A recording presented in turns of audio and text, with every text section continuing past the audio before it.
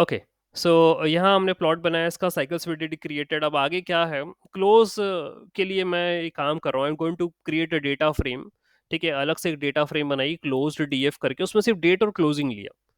ठीक है, आप क्या कर सकते हैं, ब्रेक भी कर सकते हैं अपने डेटा फ्रेम्स को, तो डेट और क्लोज वाला सेक्शन ले लिया बस, मैंने दो ही कॉलम लिए, कंसिडर करें हम।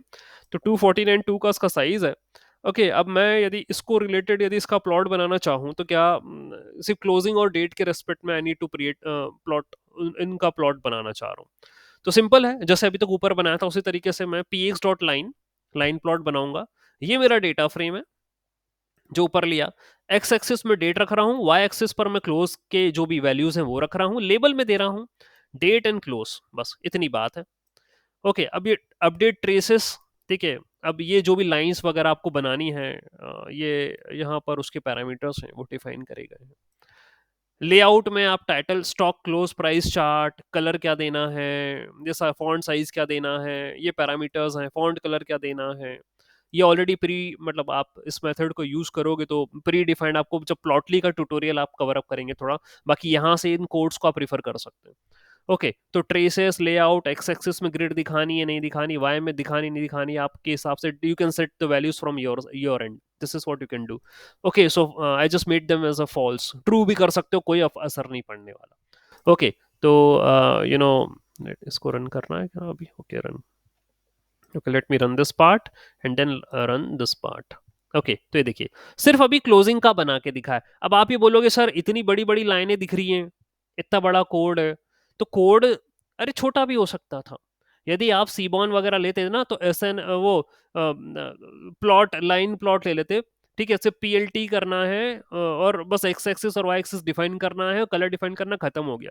क्योंकि प्लॉटली के साथ काम कर रहे हो, इसलिए थोड़े से लाइंस बड़ी हो रही, मीनिंग में कोई चेंज नहीं है। There is very simple meanings, very simple terms. सिर्फ एक्स डिफाइन करा, वाई डिफाइन करा और कलर लेबल डिफाइन करें, कुछ नहीं करा मैंने, कुछ नहीं करा बस। और ये देखो, ये क्लोज का चार्ट मिल गया आपको, ये क्लोजिंग का चार्ट आपको मिल रहा है पूरा, सिर्फ क्लोज का। तो आप क्लोज का बना सकते हो, ओपन का बना सकते हो, हाई का बना सकते हो, लो का बना सकते हो, बस इसको बस कॉपी पेस्ट कर देना और कुछ नहीं करना। इस पूरे कोड को कॉपी पेस्ट करो। ओके, और यहाँ ऊपर यदि आपको क्लोज के अलावा यदि ओपन का बनाना है तो ओपन डीएफ कर दीजिएगा, डेट और ओपन कर दीजिएगा। बस ये दो कोड है ना, कॉपी पेस्ट करके ये अलग अलग एनालिसिस कर देना। ठीक है, I am not going to do this, but आप अपने लेवल पे करते रहना। ओके, कर सकते हैं। ओके, अब देखो क्या है, कुछ इंपॉर्टेंट चीजें मुझे इंक्लूड करना है दूसरी लाइब्रेरी। अभी तो बेसिक लाइब्रेरी से काम चला रहा था, अब कुछ और important libraries. So the next libraries are scikit-learn metrics, mean squared error, mean absolute error, explained variance और R2 स्कोर। ठीक है, क्योंकि मुझे एनालिसिस करना है। ठीक है, तो इनके बिना एनालिसिस होगा नहीं। ओके, तो मैट्रिक्स, साइकिट लर्न की मैट्रिक्स है। I am going to include the mean square error. अब ये मीन स्क्वायर एरर और ये सारी कहानी कहानी क्या होती, क्या है मीन स्क्वायर एरर, क्या होता है? सी, मीन स्क्वायर एरर या बोले तो ये average error of squares. Mean square error is the average error squares. Okay, that is the average square difference between the estimated value and true value. अब ये तो सिंपल सी बात है, लेकिन इसकी कहानी बहुत बड़ी है एमएससी की। ओके, तो when you are going to do the project of machine learning और डीप लर्निंग, तभी ये समझ में आता है ये मीन स्क्वायर एरर क्यों, कहाँ, किस लिए निकाला जाता है। So those students who are doing the course under B, they very well know कि सर मीन स्क्वायर एरर क्यों निकाला जाता है। आपके पास एक डेटा सैंपल होता है, उसमें से आप जो है आपकी प्रिडिक्टेड वैल्यू होती है और एक्चुअल वैल्यू होती है, दोनों का डिफरेंस लेते हैं, उसका स्क्वायर करते हैं, फिर उसका समीशन करते हैं, मीन निकालते हैं। ओके, तो इसको लेकर पूरा की पूरा एक फॉर्मूला तैयार होता है, तो मीन स्क्वायर एरर ये लेना है। Okay, then the next thing जो आपने इंक्लूड करा, that is mean absolute error. Okay, तो मीन एब्सोल्यूट एरर क्या होता है? Mean absolute error is it's an evaluation matrix for the regression model, क्योंकि यहाँ अपन आगे रिग्रेशन मॉडल यूज करेंगे प्रिडिक्शन परफॉर्म करना है। तो ये क्या होता है? It is a mean absolute error with respect to the test data, that is a mean of absolute values of the individual prediction errors. Okay, जितने भी इंस्टेंसेस लिए थे आपने उन सब के हिसाब से, that is mean absolute error. यानी कि it is the it is the absolute error of the model with respect to test data, test set, for the mean of absolute values of individual prediction errors. ठीक है। Individual error क्या क्या आए हैं, और mean absolute error जो है with respect to that. ठीक है, ये जो आपके ये आए ना, mean mean of absolute values to the individual prediction error over overall test data. तो यहाँ आपको टेस्ट सेट में, टेस्ट डेटा में जो भी एरर्स आएंगे, ओके, जो भी हम प्रिडिक्शन करेंगे और वॉट एवर, तो उसका उसका एवेल्युएशन कहलाता है मीन एब्सोल्यूट एरर। ओके, तो मीन स्क्वायर एरर, तो predicted value minus actual value minus predicted value का स्क्वायर का सम, पूरा मीन जो भी ले रहे हैं। और मीन एब्सोल्यूट का मतलब ये होता है, मीन एब्सोल्यूट का मतलब ये होता है कि जो टेस्ट डेटा है, टेस्ट डेटा का की एब्सोल्यूट वैल्यूज लेनी है एरर्स की। ठीक है, individual prediction errors for from the test values, वो होता है आपका मीन एब्सोल्यूट एरर। अगला है आपका ये वेरिएंस स्कोर और R2 score, variance score and the R2 score. See, variance क्या होता है भाई? वेरिएंस मैं समझा चुका हूं कई बार, बोला वेरिएंस आपका डेटा का डिस्ट्रीब्यूशन प्लेन में या एरिया में किस तरीके से, that is called as a variance. Okay, so variance is calculated by, here जो भी आपका ये जो बोला गया है, that is your variance score. तो variance score is been calculated by taking the average of square deviations from the mean. मतलब मीन से कहाँ कितनी दूरी पर आपके ये डेटा डिस्ट्रीब्यूटेड है। ठीक है, they're taking the average of squared deviation from the mean, this is how your variance has been calculated, ये explained variance जो है कैलकुलेट किया जाता है। ओके, अगला है आपका R square. Okay, R square बोलूं या R2 स्क्वायर बोलूं, जो भी है ये। ओके, तो your R square is basically, your R square is basically ये रिग्रेशन स्कोर, रिग्रेशन, और ये इसकी वैल्यू 1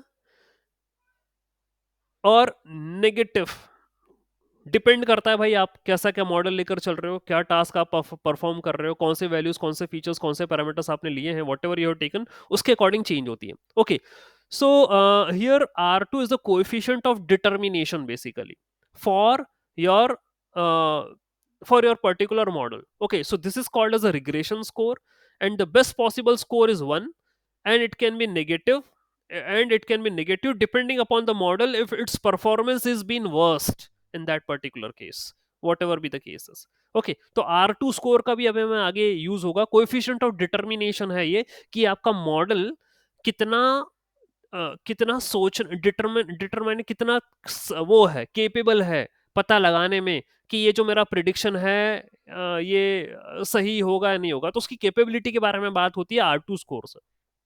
ओके, नेक्स्ट इज बड़ी इंपॉर्टेंट लाइब्रेरीज हैं यहाँ पर, mean Poisson deviance, mean gamma deviance, accuracy score तो खैर इशू नहीं है, ये तो just accuracy score is to print the accuracy, तो इसमें कोई बड़ा कुछ उसमें डिस्कशन वाली बात नहीं है, just to print the accuracy. खास बात ये है, मीन पॉइजन डेवियंस और मीन गामा डेवियंस, ये दोनों क्या है? देखिए, पॉइजन डेवियंस का बात करें तो यहाँ क्योंकि रिग्रेशन लगाएंगे, तो ये गामा डेवियंस और ये पॉइजन डेवियंस, ये पॉइजन रिग्रेशन और गामा रिग्रेशन की बात कर रहे हैं।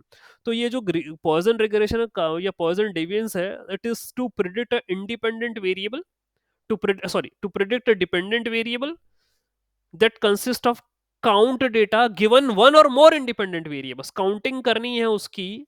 ठीक है, to predict, Poisson regression is going to perform, तो प्रिडिक्शन ही तो परफॉर्म कर रहे हैं अपन, प्रिडिक्शन ही तो करेंगे अल्टीमेटली कि स्टॉक का प्राइस का प्रिडिक्शन कितना है, वो डिपेंडेंट ही तो है, किस पर डिपेंडेंट है? इंडिपेंडेंट वेरिएबल्स पर डिपेंडेंट है। ओके, तो ये जो पॉइजन रिग्रेशन है, पॉइजन काउंट है, पॉइजन डिस्ट्रीब्यूशन है, ओके, यहां पर we are going to perform the prediction for a dependent variable, or that is the count data, count for given independent variables, ये पता करना है। ओके, तो और थोड़ा सा एलॉबरेट करूं, पॉइजन डिस्ट्रीब्यूशन में क्या होता है कि मीन और वेरिएंस दोनों इक्वल होते हैं। In case of Poisson distribution the mean and variance are equal. Okay, and यहाँ पर जो डेटा होता है, डेटा जो आपका अवेलेबल है, okay, it never reflects that कि मीन और वेरिएंस दोनों इक्वल है। ओके, वो रिफ्लेक्ट नहीं करता, लेकिन एक्चुअली यहाँ पॉइजन डिस्ट्रीब्यूशन के अंदर ये होता ही है, mean and variance are equal in nature. Okay, um, ठीक है, तो इस तरीके से मुझे यहाँ पर पॉइज़न और गामा दोनों का यूज़ करना है। गामा इज़ बेसिकली, गामा के अंदर क्या करने वाले हैं, गामा भी आपका regression loss, mean regression loss के बारे में आपको जो है वो इन्फॉर्मेशन देगा। ओके, तो ये जो पैरामीटर मैं लेकर चल रहा हूँ, ये खास to be in core statistical parameters हैं, okay, which were never used previously in our projects. Okay, तो यहाँ पॉइजन डिस्ट्रीब्यूशन डेविएंस, यानी कि मेरा जो रिग्रेशन मैं मॉडल अप्लाई करूंगा यहाँ पर, मैं I am going to take the support vector regressor, I am going to take the random forest regressor. तो उनके पॉइजन स्कोर्स और गामा स्कोर, मतलब जो उनके प्रिडिक्शंस आएंगे, ठीक है, निकालेंगे कि उनका डेविएशन कहाँ कैसा क्या है, कितना लॉस आ रहा है, उनका मतलब बिहेवियर कैसा है, तो वो बताने के लिए मुझे ये इनको लेना पड़ेगा। This is what I need to take. Accuracy is not a big deal, accuracy accuracy बताता है बस, और इसको एक्सप्लेन करने का आवश्यकता नहीं है। ओके, तो mean square error, absolute error, variance निकालना, R two score, Poisson deviance, gamma deviance, ठीक है, ये इनको इस प्रोजेक्ट के अंदर इंक्लूड किया गया है। The next library which I need to take is the min max scalar, भी नॉर्मलाइजेशन के लिए है। Okay, min max scalar has been used for the normalization। वो रीजन ये है क्योंकि मेरे पास यदि डिफरेंट डिफरेंट वैल्यूज हैं, डिफरेंट डिफरेंट पैरामीटर्स हैं, फीचर्स हैं, तो मुझे उनको स्केल करना पड़ेगा, अब मुझे उनको ट्रांसफॉर्म करना पड़ेगा एक पर्टिकुलर रेंज में, ठीक है, ताकि मैं उनको मॉडल के अंदर फिट कर सकूं। तो दैट इज द रीजन कि मुझे स्केलर लेना, कई स्केल ऐसी कई टेक्निक होती है नॉर्मलाइजेशन की, स्टैंडर्ड स्केलर्स होता है। मिन मैक्स स्केलर अभी आपको मैंने यहाँ पर इंक्लूड करा है। ओके, तो मिन मैक्स स्केलर में actually what what min max scaler used to do is कि ये जो डेटा है ना आपका, इसको स्केल कर देता है इन रेंज ऑफ 0 और 1, 0 to 1 के अंदर डेटा को स्केल कर देगा, नॉर्मलाइज कर देगा। ओके, तो मैं उनको फिर यूज कर लूंगा अपने मॉडल को ट्रेन करने के लिए। Okay, this is what I can do. तो स्केलिंग करना पड़ेगी, क्योंकि यदि आप ये सोचो कि सर मैं एक्चुअल वैल्यू हाई की, एक्चुअल वैल्यू लो की, एक्चुअल वैल्यू क्लोज की, एक्चुअल वैल्यू ओपन की मॉडल के अंदर पुटअप कर दूं हजारों हजारों वाली, and what I am going to perform the prediction, तो भाई ये काम नहीं होते, ये काम नहीं होते। चाहे आप हाउस प्राइस प्रिडिक्शन कर रहे हो, चाहे आप लैपटॉप प्राइस प्रिडिक्शन कर रहे हो, चाहे स्टॉक प्राइस प्रिडिक्शन कर रहे हो, भाई नॉर्मलाइजेशन तो करना पड़ेगा वैल्यू का, ताकि उनको एक पर्टिकुलर स्केल पर लेकर आइए, उसके बाद जो भी कहानी करनी है वो करिए आप उनके साथ। तो नॉर्मल करना पड़ेगा। Min max scaler normalization stand की टेक्निक होती है। एक और होती है स्टैंडर्ड, स्टैंडर्ड स्केलर भी होता है, वो यहाँ पर यूज नहीं करा, मुझे 0 से 1 के बीच में वैल्यू को स्केल करना था, मिन मैक्स स्केलर ले लिया मैंने। ठीक है, क्योंकि ये भी पूछा जाता है भैया मिन मैक्स स्केलर क्यों लिया, स्टैंडर्ड स्केलर क्यों नहीं लिया आपने, तो ये पता होना चाहिए स्टैंडर्ड स्केलर का क्या काम है और मिन मैक्स स्केलर के क्या काम है। ओके, चलो ठीक है, ये ले लिया। ओके, अब जो बात है वो नेक्स्ट, ये मैं लाइब्रेरीज क्यों ले रहा हूँ, क्योंकि मुझे डीप लर्निंग लगानी है, मान लो इन केस, तो मुझे टेंसर फ्लो लेना पड़ेगा। I need to take the TensorFlow, Google product है डीप लर्निंग का लगाने के लिए भाई, मेन मतलब मेन सोर्स है, मेन लाइब्रेरी है। और केरास जो है भाई इसके ऊपर इनबिल्ड है, टेंसर फ्लो के ऊपर, it's been inbuilt library on the tensor flow. तो जितनी भी एप्लीकेशंस हैं उनसे ये डील करता है केरास, जितने भी मेथड्स हैं उनसे केरास डील करेगा। तो केरास की मदद से मैं मॉडल बनाऊंगा, I need to prepare a model with help of Keras. तो सिक्वेंशियल मॉडल ही एक ऐसी चीज है जो कि हम तैयार करते हैं, सिक्वेंशियल मॉडल ही लेते हैं, ताकि जितनी भी लेयर इसके अंदर जमी हो वो एक के बाद एक जमी हो, after one after the other, इस तरीके से मैं लेयरिंग करूंगा, तो सिक्वेंशियल मॉडल लिया है। ओके, तो whatever the projects we did till far we have taken sequential model. Okay, कोई पैरेलल मॉडल वाली बात ही नहीं हुई है, सिक्वेंशियल मॉडल की बात हुई है। तो लेयर्ड लेयर्ड स्ट्रक्चर रहेगा इसका, one one after the another जो है इसका अरेंजमेंट होगा। ओके, तो सिक्वेंशियल मॉडल लिया। लेयर में मैं बोल रहा हूँ भैया डेंस लेयर ले लीजिए आप। डेंस लेयर होंगी, इंटरमीडिएट लेयर होंगी, डेंस लेयर का मतलब ही होता है इंटरमीडिएट लेयर्स। ओके, तो जितना भी कंप्यूटेशन होता है वो डेंस लेयर पर होता है, यहीं आपके एक्टिवेशन एक्टिवेशन फंक्शन और जो भी इनपुट दोगे और सब पूरा काम यहीं पर ही होगा, डेंस में। बाकी आपने लिया है दूसरी layer L S T M और G R U. Okay, L S T M long short term memory. Okay, long short term memory और G R U that is gated recurrent unit. GRU, grated recurrent unit. तो ये जो दोनों हैं इनको मैं आगे समझाऊंगा, क्योंकि थोड़ा सा एक्सप्लोर करना पड़ेगा। ये दोनों ही जो है आपने डीप लर्निंग के लिए यूज कर रखा है। रिकरेंट नेटवर्क का मतलब जो है LSTM, long short term memory, और GRU, ये दोनों रिकरेंट नेटवर्क पर ही बेस्ड है। ओके, तो हम आगे प्रोजेक्ट में सीखेंगे रिकरेंट नेटवर्क क्या होते हैं, क्योंकि वॉट एवर हैपेंड इज, मेरे जितने भी प्रोजेक्ट आए हैं जहाँ पर डीप लर्निंग लगाया है, वहाँ LSTM तो लगाया ही लगाया है ज्यादातर। ओके, अच्छा, क्यों? क्योंकि डेटा किस टाइप का है, यदि डीप लर्निंग लगानी हो तो डेटा किस टाइप का है। यहाँ न्यूमेरिकल वैल्यू और ये सारी चीजें चल रही है, इमेज पे तो काम कर नहीं रहा। इमेज होता तो CNN लगाता, कन्वोल्यूशन न्यूरल नेटवर्क। लेकिन क्योंकि इमेज के लिए CNN काम करता है। दो देखिए, डीप लर्निंग की एल्गोरिदम दो टाइप की होती है, एक RNN और एक CNN। यदि आपको images, if you want to work with the images, तो CNN लगता है। यदि आपको टेक्स्ट और दूसरे प्रकार के डेटा पे काम करना है तो RNN लगता है। और RNN का ही पार्ट है LSTM और ये GRU। आगे समझाऊंगा क्या होता है। ओके, तो अभी ठीक है। तो ये बना दिए मैंने, इनको इतनी लेयर वेयर बना दी मैंने। I did included them. उसके बाद क्या कर रहा हूँ मैं, चलिए ठीक है। Next what I did is कि मैंने क्लोजिंग का स्टॉक लिया और इसकी पहले कॉपी, उसकी क्लोज्ड DF, जो क्लोज स्टॉक प्राइस था, उसकी कॉपी क्रिएट करी। ठीक है, उसमें से डेट को निपटा दिया। ओके, और जो मेरे पास मिन मैक्स स्केलर जो है, वो मैंने स्केलिंग करनी है मुझे वैल्यू की। I need to scale the values. I need to scale the values for the closed, मतलब जो वैल्यूज हैं स्टॉक के अंदर क्लोज। ठीक है, जो क्लोज की जितनी वैल्यू है उनको स्केल करना है मुझे। तो स्केलिंग करने के लिए मुझे क्या करना पड़ेगा, ये पहले मैंने ये मेथड ये डिफाइन करा, स्केलर एक object to this particular class min max scaler. ठीक है, और रेंज क्या दी मैंने, 0 से 1 के बीच में भैया स्केल करना बोल दिया उसको। और अभी ऊपर भी समझाया था, आई डिड एक्सप्लेन कि 0 से 1 के बीच में स्केलिंग करनी है। This is what we need to do. Okay, so here the point is, I did took a scaler equal to min max scaler, feature range 0 to 1। Okay, फिर scaler dot fit underscore transform np dot array closed df, यानी कि whatever the values which are available in the closed df। See, that I have already dropped. I'm not working on the date. I am working upon the values which are present in the close underscore stock. Okay, तो closing values जितनी भी हैं उनको मुझे scale करना है। तो fit underscore transform, ये फिट अंडरस्कोर ट्रांसफॉर्म का मतलब क्या होता है? फिट का मतलब होता है कि डेटा को फिट करना। फिट करने का मतलब, fit fit means what? Fit, data को फिट करना का मतलब होता है कि मीन और स्टैंडर्ड डेविएशन निकालना स्केलिंग पर्पस के लिए। So fit, fit is to compute the mean and the standard deviation for a given feature, ये काम करना। और ट्रांसफॉर्म का मतलब ये होता है कि to perform scaling using mean and standard deviation, ये परफॉर्म करना। तो फिट अंडरस्कोर ट्रांसफॉर्म दोनों का यूज करता है, मीन और स्टैंडर्ड डेविएशन निकालता है। ठीक है, जो भी डेटा आपने दिया है, और मतलब स्केलिंग परफॉर्म करता है इसके बेसिस पर। तो भी कहलाता है फिट अंडरस्कोर ट्रांसफॉर्म। तो मैंने क्या करा, अल्टीमेटली अपना जो डेटा था उसको उठा के पहले अरे में कन्वर्ट करा, और फिर मैंने fit underscore transform mean standard deviation निकाला, और बस उसको क्लोज रेडीएफ में दे दिया, और ये देखो ये प्रिंट कर दिया। इस तरीके से स्केलिंग होती है आपकी डेटा की, इस तरीके से स्टैंडर्डाइजेशन करते हैं, नॉर्मलाइजेशन करते हैं आप अपने डेटा का। ओके, करना पड़ेगा। ये करने के बाद आफ्टर दैट देखिए क्या करा।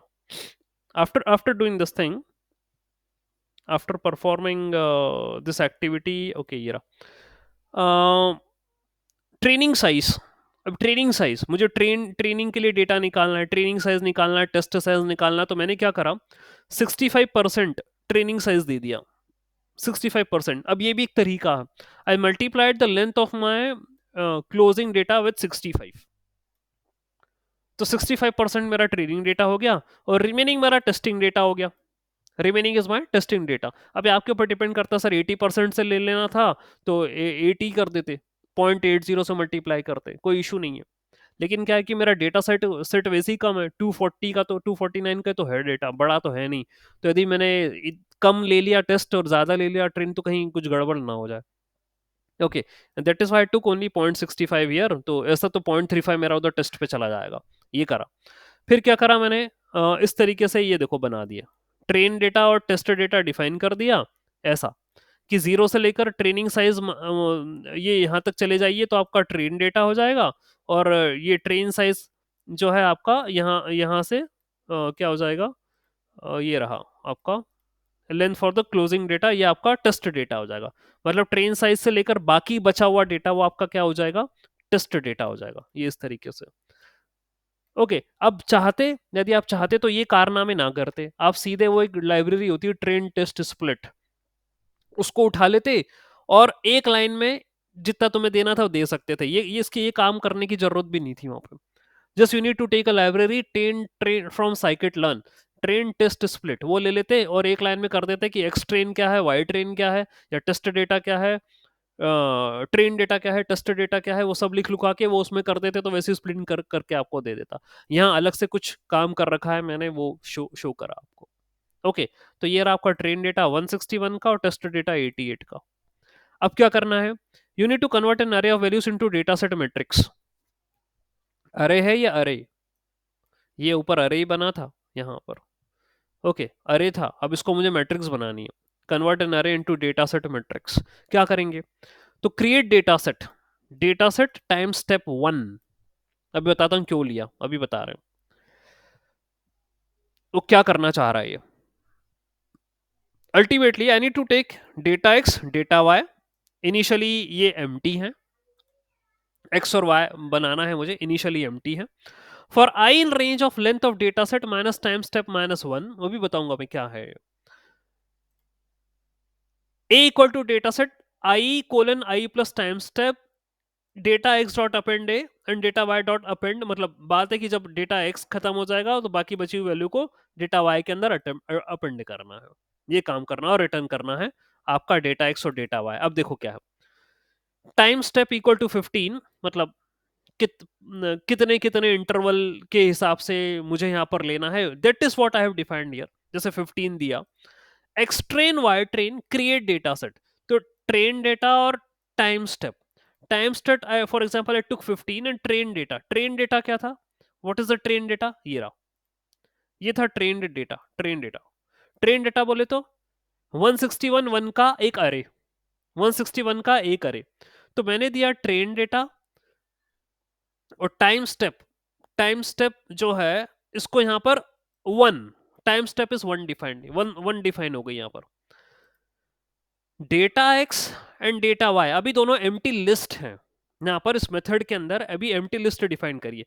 For I in range length of data set कितनी है, कितनी लेंथ है 161 माइनस टाइम स्टेप -1, यानी एक एक को मुझे क्या करना है, एक एक वैल्यू जो इतनी लेंथ की है उनको अपेंड करते चले जाना है अपनी मैट्रिक्स जो मैं बनाऊंगा, या जो लिस्ट बना रहा हूं, अभी तो ये लिस्ट ही है। ओके, तो मैं क्या कर रहा हूं, उसके अंदर अपनी वैल्यूज को अपेंड करते चले जा रहा हूं, तो मैं लूप चला रहा हूं I in range of length of data set. तो आपकी लेंथ कितनी है डेटा सेट की, यदि आपने ट्रेन डेटा लिया है यहाँ पर, you have taken the train data here, तो आपकी लेंथ है 161 की। तो ये लूप इतनी टाइम चलेगा और एक एक वैल्यू को यहाँ पर ये वैल्यू ये रही, ये डेटा सेट की वैल्यू ये रही, सबको अपेंड करता चला जाएगा, एक्स के अंदर अपेंड करेगा। ओके, एक्स वाई जो जो भी है रेस्पेक्टिवली एक्स ये अपेंड करते चले जाएगा। ओके, और ये डेटा सेट के अंदर टाइम की वैल्यू, टाइम स्टेप, तो दो वैल्यू अपेंड हो रही है, एक तो एक्चुअल वैल्यू अपेंड हो रही है और एक टाइम अपेंड हो रहा है, टाइम स्टेप अपेंड हो रही है, दो वैल्यू अपेंड होते चली जा रही है यहाँ पर। ओके, एंड बस उसको रिटर्न करना है, फिर मुझे return data X and numpy data Y, इसको रिटर्न करना है। अगले में मैं एक्स टेस्ट और वाई टेस्ट ये दोनों लेकर चल रहा हूं, फिर वापस टेस्ट डेटा दिया, टेस्ट डेटा में 88 है, मेरा लूप 88 टाइम्स चलेगा और whatever the values which are available, तो मैं उन सबको अपेंड करते चले जाऊंगा एक्स के अंदर, और रिमेनिंग जो है वो टाइम की वैल्यू मैं अपेंड करते चले जाऊंगा वाई के अंदर। टाइम स्टेप ये है। अब आपको यदि इसमें कोई कंफ्यूजन है तो ट्रेन टेस्ट स्प्लिट सबसे सिंपलेस्ट है, आप उसको अप्लाई कर सकते थे यहाँ पर। Train test split of the data, वहां पर एक्स टेस्ट वाई टेस्ट और X train Y train, X test Y test वहां लेकर वो आप अपना ऑलरेडी ये जो लिया है आपने कितने से आपको साइज वाइज देना है, वहां एक ही बार में देकर काम खत्म कर सकते थे। This is something new which I incorporated here. इस तरीके से डेटा को स्प्लिटिंग करी है। ओके, फिर ये इनको प्रिंट कर दिया, तो ये एक्स ट्रेन आया 145 15, वाई ट्रेन आया है ये। ओके, एंड ये एक्स टेस्ट वाई टेस्ट आया, तो लेट मी जस्ट ओके इसको मैं एग्जीक्यूट कर देता हूँ, and this is also let me execute. Okay, ये आया है X train Y train X test Y test. If you want you can go simple, no need to rush out for the codes, like मतलब इस तरीके से आपको नहीं करना है तो आप सिंपलेस्ट भी कर सकते हो, कोई इशू नहीं है। ओके, डेटा सेट क्रिएट कर दिया आपने, एक्सटेस वाइटस इन सबको क्रिएट कर दिया, मुझे मॉडल के अंदर फिट करना है इन्हें, I need to fit them into the model. Model fit करना है, I am taking support vector regressor, prediction perform करना है। तो एक डाउट भी आया था कि सर आप तो टाइम सीरीज ले रहे हो, ये रिग्रेशन विग्रेशन और ये सब कैसे क्या लगाओगे, अब यहाँ से अब शुरू होगी उसकी कहानी। Okay, I am taking support vector regressor, आपके ऊपर डिपेंड करता है what algorithms you can take, decision tree regressor या आपको वो लेना है तो वो ले लो, लीनियर रिग्रेसर लेना है तो वो ले लो। ओके, डिपेंड कर रहा है आप क्या एल्गोरिथम लेकर चल रहे हो। आई am taking support vector regressor here initially. Okay, so if I do talk about the support vector regressor, ये भी आपकी सुपरवाइज लर्निंग एल्गोरिदम ही है और ये सपोर्ट वेक्टर मशीन पर ही काम करती है। ओके, और यहाँ सपोर्ट वेक्टर रिग्रेसर क्यों मैंने लिया, क्योंकि the idea behind SVR is to find the best fitted line, best fitted line मुझे पता करना है, best fit line in hyper plane.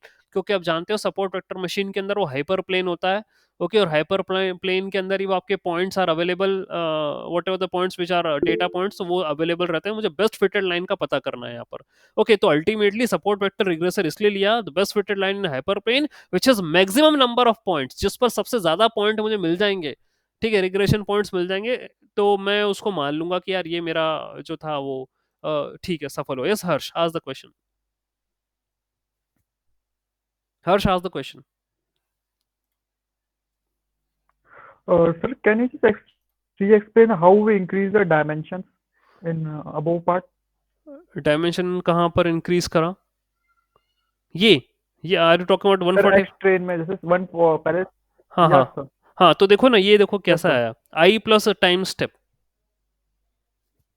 I plus time step, ठीक है, टाइम अंडरस्कोर स्टेप कितना है, 15 है, 15. 15 है हाँ, तभी इस तरीके से मैंने डायमेंशन इंक्रीज करा, ठीक है, this is how happened. So why we need to increase the dimensions? Dimension क्यों इंक्रीज करा, अभी आगे आगे आपको पता चलेगा, जब मैं आगे कोड करूंगा तब आपको पता चलेगा डायमेंशन क्यों इंक्रीज करा, अपन ने ऐसा डेटा सेट बनाया है क्यों, ठीक है। Let me give some more time for the explanation. Okay, क्यों हम टाइम इसमें टाइम स्टेप Okay. क्यों क्यों इतना रख रहे हैं। ओके, अच्छा एक बात है एक okay, one one one thing, एक बात है, जरा मैं अपना डेटा सेट एक बार आपको शो करूं, लेट मी री show the data set. Okay, and वहाँ थोड़ा सा, क्योंकि अभी आपका क्वेश्चन आया ही है, तो एक बार डेटा सेट मैं आपको शो कर रहा हूँ। Okay, and let us understand कि कहाँ तक कितने मंथ्स तक का आपको दे रखा है ये। I hope it is visible, data set is visible. आपने शुरू करी 19/8/2020 से। ओके, और आपने अपना डेटा खत्म करा है 18/8/2021 से। ओके, तो ये आपका कितने का हो गया, एक साल का हो गया ना, वन ईयर का हो गया ना, 364 डेज थे आपके पास पूरे, हाँ ना, 364 डेज थे, पूरा वन ईयर का हो गया ये, 18/8/20 से 19/8/2020, ठीक है, एक साल का डेटा है आपके पास पूरा। ओके, बस अभी इन्हीं पर ही बेस्ड है सारी चीज़ें। ओके, अब अभी रुकिए, अब कोड पे मैं वापस आ रहा हूँ।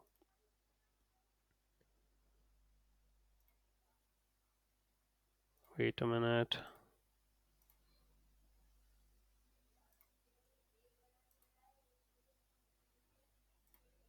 Okay, so we are in a code here again.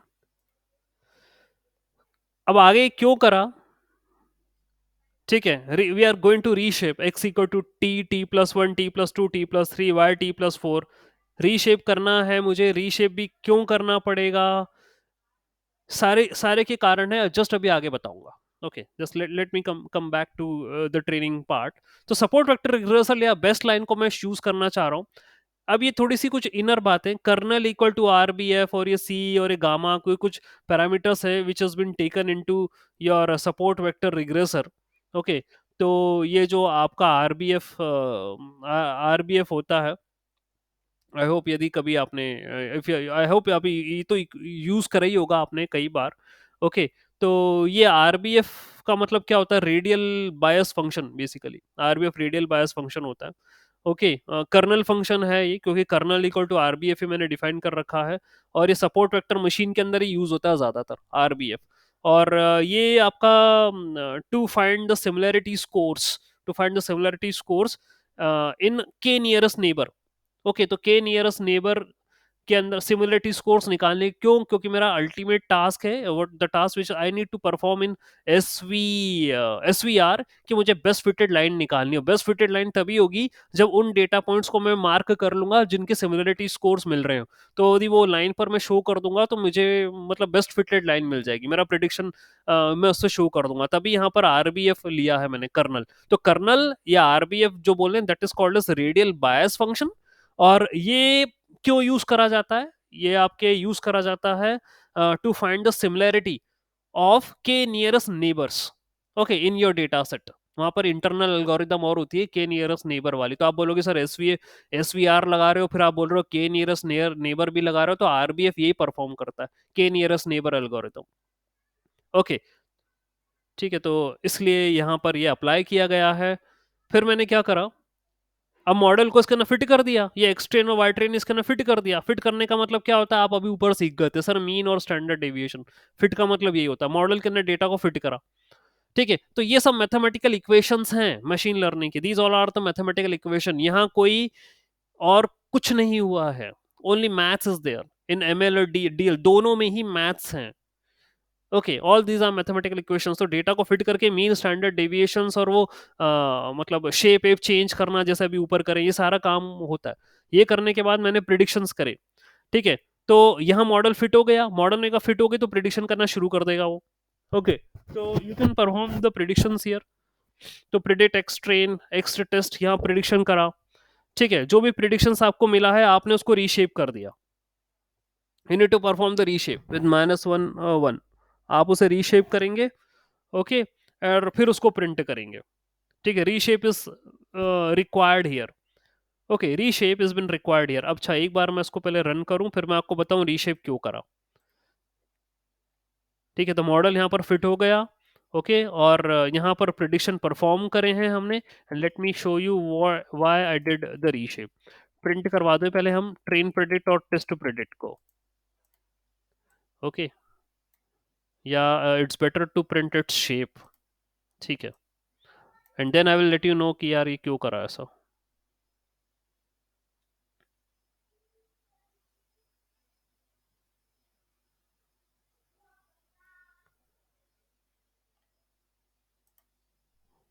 इस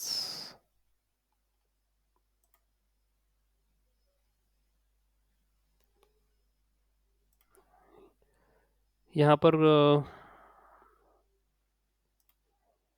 ये आई थिंक ये थोड़ा सा गलत प्रिंट हो गया।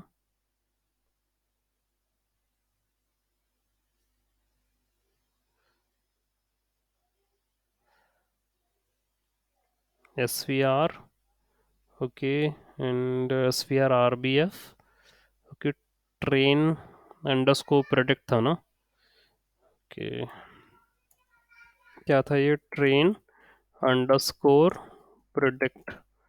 Okay, that is what, and इसी को मुझे लेना है, train underscore predict. I need to take the shape of it, and same thing, print just underscore predict, I need to take shape of it. Okay, and then क्यों reshape करा अभी पता चलेगा। okay, so let me run this code. तो initially आप देखिए 145 72, this is the shape of your train predict and the test to predict after the predictions. Okay, and then I performed a reshape, करना पड़ा मुझे ताकि वो इस तरीके से आपको जो है वो मिले 145 1 and 72 1। Okay, that is why reshape required, क्योंकि जो शेप मुझे यहाँ पर ऊपर मिल रहा था आफ्टर द प्रेडिक्शन, वो सिर्फ इनका 145 या 72 सिर्फ इतनी वैल्यूज मिल रही थी। ओके, लेकिन फिर मैंने उसको ट्रांसफॉर्म करा, ओके, वेक्टर फॉर्मेट में, and then I am going to get this values for the predictions. उसके बाद इनवर्स ट्रांसफॉर्म करना पड़ा मुझे, पहले तो ट्रांसफॉर्म करा, फिर अब इनवर्स इनवर्स ट्रांसफॉर्म करना पड़ रहा। अब in what is this inverse transform, train predict और टेस्ट प्रेडिक्ट को इनवर्स ट्रांसफॉर्म करना पड़ रहा। क्यों है इनवर्स ट्रांसफॉर्मेशन और क्या कारण है इनवर्स ट्रांसफॉर्म के? देखिए क्या होता है, जो भी आपने स्केलिंग करी है, इनिशियली आपने फीचर्स को जो लिया था, क्या करा था आपने, मिन मैक्स स्केलर लगा के आपने जो फीचर्स को लिया था वो उसको मुझे रीट्रांसफॉर्म, आपके पास अरे था, आपने अरे से you did created a matrix, ठीक है, और फिर आपने उनको वैल्यूज को अपेंड करके फिर मॉडल बनाया और मॉडल के अंदर वैल्यू को फिट करा, ये आपने काम करे थे। मुझे इनवर्स ट्रांसफॉर्म करना पड़ेगा। इनवर्स ट्रांसफॉर्म इसलिए करना पड़ेगा क्योंकि जो मैंने स्केलिंग करी है मुझे उसको अंडू करना है। Ultimately I need to undo the scaling. तो आपने मिन मैक्स स्केलर से स्केलिंग करी थी, मुझे यदि इसको अंडू करना है, ठीक है, वापस से हटानी है, तो I need to perform inverse transform over my particular value. तो यहाँ पर ट्रेन और टेस्ट दोनों के ऊपर मुझे वो जो स्केलिंग करी थी उसको अंडू करना है। Okay, that is why I am going to take these particular features on my data set. तो मैं यहाँ पर इनवर्स ट्रांसफॉर्म करूंगा ट्रेन प्रेडिक्ट को, टेस्ट प्रेडिक्ट को, इन दोनों को करूंगा, और ओरिजिनल वायर ट्रेन और वायर टेस्ट को रीशेप कर रहा हूं मैं वापस।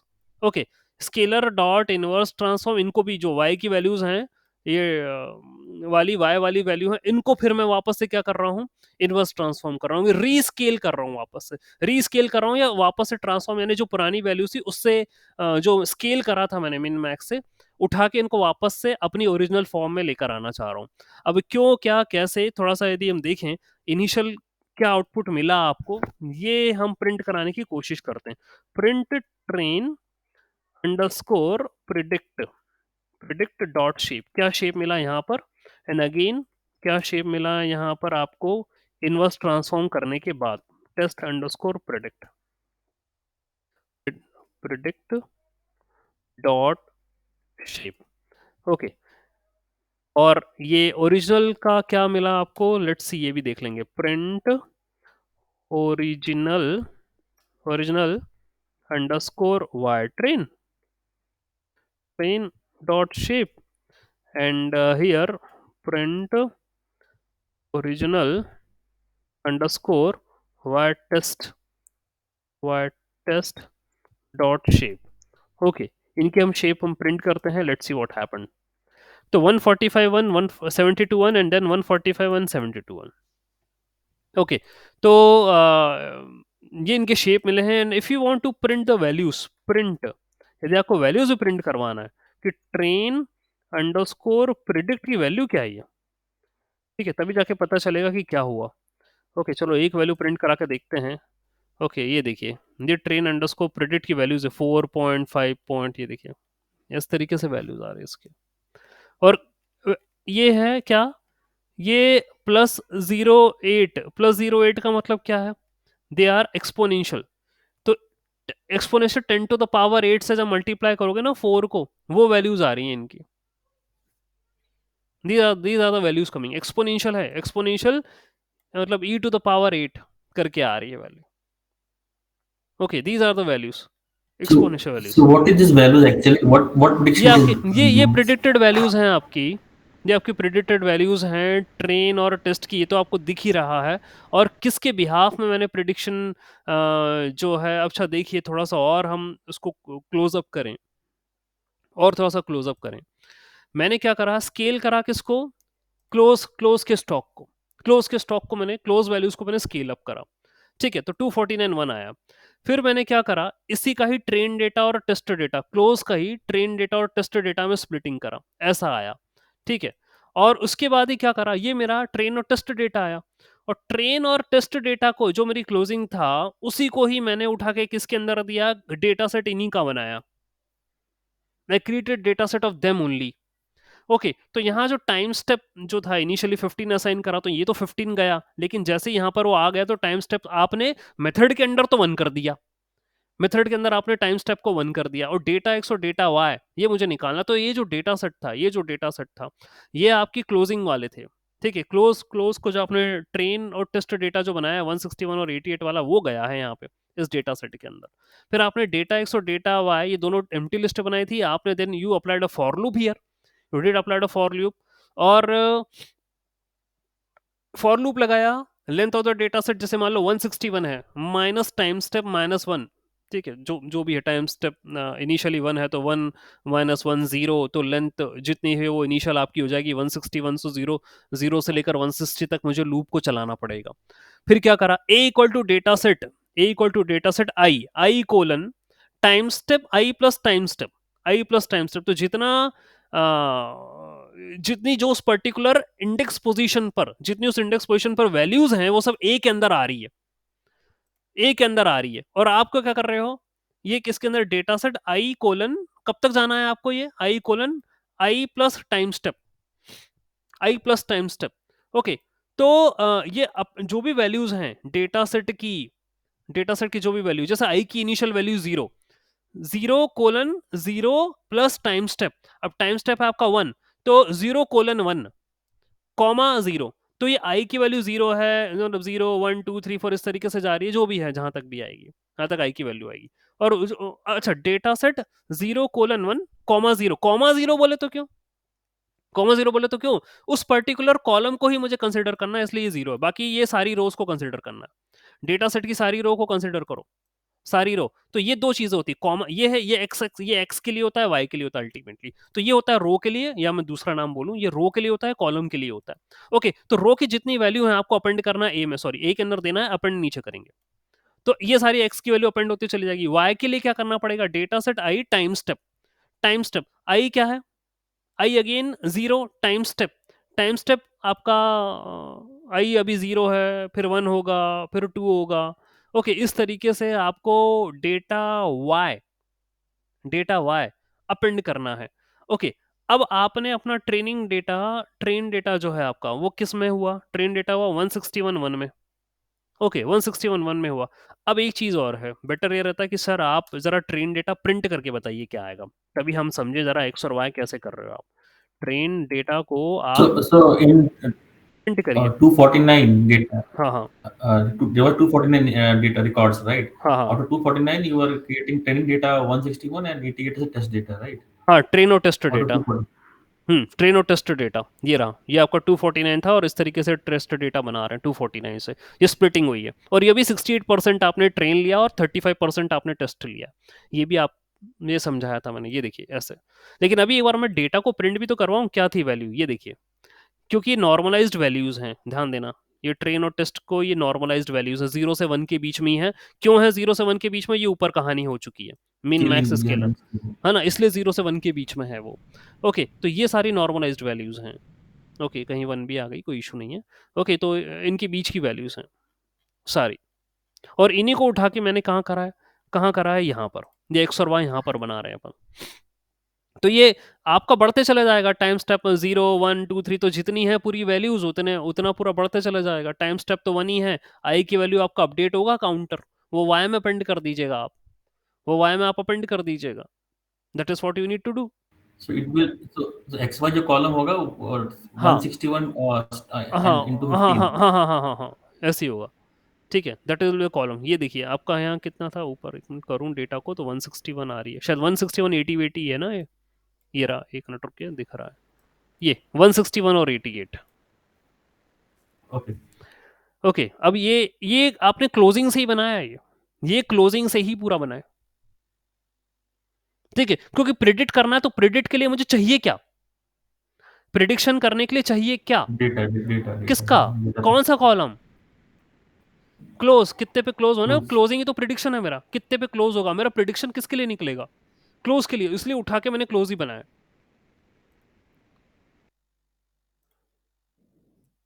So ये हम prediction close के लिए कर रहे हैं क्या, जो पूरा मॉडल बना रहे देखिए हैं, या अभी मतलब अभी अभी next? अभी देखिए, मॉडल में रखा क्या मैंने, किसका डेटा रखा, क्लोज का डेटा रखा, तो मेरे पास एक बार ये होगा कि यार कितने कितने पे क्लोज हो रहा है, तो भाई मैं उसी से प्रिडिक्शन करूंगा मॉडल पे, कितने से क्लोज हो जाएगा, इतना स्कोर होगा उसका फाइनल। मतलब नेक्स्ट डे क्या क्लोज होगा ये हाँ प्रिडिक्ट कर हाँ रहे हाँ हो हाँ, क्या? ये प्रिडिक्ट कर लेंगे, यस। और नेक्स्ट डे ओपन क्या होगा वो भी प्रिडिक्ट कर अब सकते हो? देखिए, हाँ वो कुछ भी हो, ओपन कितने से भी हो, मैं फाइनल प्रिडिक्शन मुझे इससे निकालना है। Okay. ओके, तो लेट्स सी, अब क्या हुआ, ये इस तरीके से मैंने एक्स ट्रेन और वाई ट्रेन ये सब पूरा निकाल दिया। ओके, ये रहा आपका, ये मैंने क्रिएट डेटा सेट करा, वैल्यूज यहाँ पर दिया, एक्स और वाई निकाला, एक्स ट्रेन वाई ट्रेन निकाला, एक्स टेस्ट वाई टेस्ट निकाल दिया इसका। Okay, and then here is the shape. Shape में बस मैंने क्या करा, टाइम स्टेप यहाँ पर 15 जो है यहाँ पर अपनी तरफ से मैंने मेंशन करी थी, time step equal to 15, reshape to this particular x जो है T1 T2 T3 and Y equal to T+4, ये चीज़ें हैं। ओके, और टाइम स्टेप ना, ये क्वेश्चन भी ऊपर करा था कि सर वो टाइम स्टेप आपने इस तरीके से मेंशन करिए, initially time step equal to हम 1 लेकर चल रहे हैं और यहाँ आपका एक्स और वाई और ये सारा डेटा आ रहा है, तो क्यों क्या किस लिए, अभी अपन आगे मॉडल को ट्रेन कर रहे हैं, देख रहे हैं उसमें क्या आने वाला है। ओके, तो अभी जब क्वेश्चन पुटअप हुआ तो फिर से मैंने रिवाइंड करा इस कोड को समझाने के लिए कि क्या हुआ। तो आई होप आपको ये समझ में आ गया हो कि डेटा सेट कैसे क्रिएट करा है। ओके, और ये ट्रेन टेस्ट वाली ये सारी चीज़ें क्यों आई हैं। ये आने के बाद मैंने सपोर्ट वेक्टर रिग्रेसर लगाया, प्रिडिक्शंस परफॉर्म करें 145 72, ठीक है, ये प्रिडिक्शन के शेप है, this is the predicted shapes, ठीक है, 145 and 72 this are the predicted shape. Okay, जो भी यहाँ डेटा प्रिडिक्ट हुआ है, रीशेप करा मैंने, रीशेप इसलिए करना पड़ा भाई, ये देखिए 145, नहीं तो सीधे सिर्फ ये अरे अरे करके वैल्यू आ जाती। अब क्या करा मैंने, इसको रीशेप करा, 145 1 और 72 1, ये वैल्यूज आई है, वेक्टर में कन्वर्ट करा, इनवर्स ट्रांसफॉर्म करा, इनवर्स ट्रांसफॉर्म कर रहे हैं, ठीक है, आपको ये मिल रहा है, इनवर्स ट्रांसफॉर्म करा है। अल्टीमेटली भाई मैं क्या करना चाह रहा हूँ, जो मैंने मिन मैक्स स्केलिंग करी थी मैं वो नहीं चाह रहा, मैं एक्चुअल वैल्यू चाह रहा हूँ, एक्स और उनकी एक्चुअल वैल्यूज चाह रहा हूँ, तो ये मैंने परफॉर्म करा फिर इनवर्स ट्रांसफॉर्म करके। This is what I perform using inverse transform. Sir, yes Harsh. sir, but the original value will be thousands में थी ना sir, like 2000 3000 like the other हाँ हाँ हाँ समय के बाद ये value 4 पॉइंट में ही आ रही है। हाँ, ठीक है, अब देखते हैं ना आगे और क्या होगा, अभी अभी खत्म नहीं हुआ है हर्ष, आगे बढ़ते हैं। इनवर्स ट्रांसफॉर्म करा, उसके बाद क्या करना है मुझे अभी आगे बता रहे हैं हर्ष क्या हो रहा है। इवैल्यूएशन करना है कि सर आपने इनवर्स ट्रांसफॉर्म करने के बाद ये एक्सपोनेंशियल करके वैल्यू आ रही, e⁻⁸ 0.8 करके आ रही है। ओके, तो अब इससे जब मल्टीप्लाई करोगे एक्सपोनेंशियल जो भी है तो रेस्पेक्टिवली कुछ ना कुछ वैल्यूज वो आएंगी। Okay, so exponential is I think 2.71 करके होता है exponential, am I right, I hope so, exponential इतना ही होता है ना, तो वट एवर, है ना, तो ये शायद उससे आप करोगे e⁻⁸ और ये करोगे तो definitely you are getting some value, कुछ ना वैल्यू आ जाएगी आपकी। ओके, तो ये प्रिडिक्शंस हैं जो सपोर्ट वेक्टर रिग्रेसर से निकले। फिर आपने क्या करा, आर एम एस सी और एम ए यानी मैथ से मैथ इंक्लूड करा, I did included math library and I found that mean square error यानी ओरिजिनल वाई ट्रेन और प्रिडिक्टेड वाई ट्रेन, ठीक है, तो एक तो ओरिजिनल वाई ट्रेन था, ये रहा आपका ओरिजिनल वाई ट्रेन था, और प्रिडिक्टेड वाई ट्रेन, ठीक है, प्रिडिक्टेड बोले तो प्रिडिक्शंस, ट्रेन प्रिडिक्ट, सॉरी, ये जो आपका आया ये ट्रेन प्रिडिक्ट इनवर्स ट्रांसफॉर्म करने के बाद, ठीक है, क्या एरर आई है भाई, मतलब क्या करोगे, what is your final value जो y की थी माइनस माइनस जो प्रिडिक्टेड वैल्यू है इसका स्क्वायर करोगे, उसका मीन निकालोगे, that is called as a mean square error.